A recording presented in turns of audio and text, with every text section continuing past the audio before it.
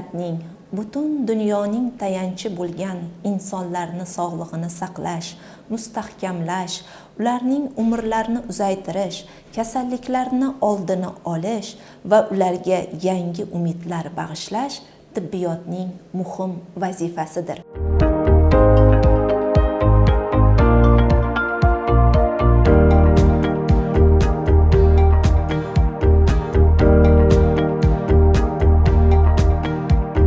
Biz osmonni yorqin yulduzlarsiz tasavvur eta olmaganimizdek, tibbiyotning ham hamshiralarsiz tasavvur eta olmaymiz. Ular bamisoli oq xalatlik farishtalardir.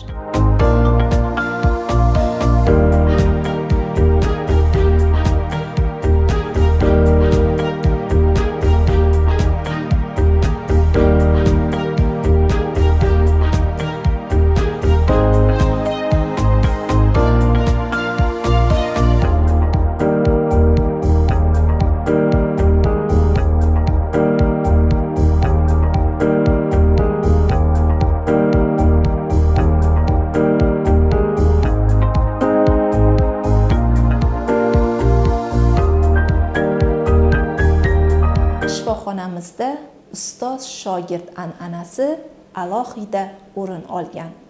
O'zim yosh bo'lishimga qaramay, bo'limimizda bir necha shogirdlarim mavjud.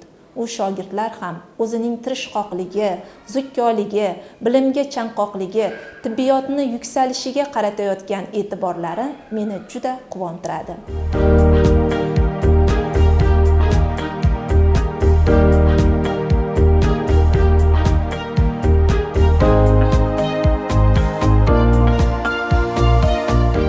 Kelajakda oldimga qo'ygan buyuk maqsadlarimdan biri, xususan o'z sohamda, tibbiyot sohasida bilimimni yanada rivojlantirish, yurtimiz ravnaqi, bemorlar shifosini yanada yuksaklarga ko'tarish, tibbiyot xodimlariga bo'layotgan yuksak e'tibordan foydalangan o'laroq chet davlatlarida o'z bilim malakalarimni oshirish hamda kasbdoshlarimning barchasiga o'rgangan bilim ko'nikmalarimni keng targ'ib etish, bemorlar dardini shifosiga malham bo'lish mening buyuk orzuyimdir.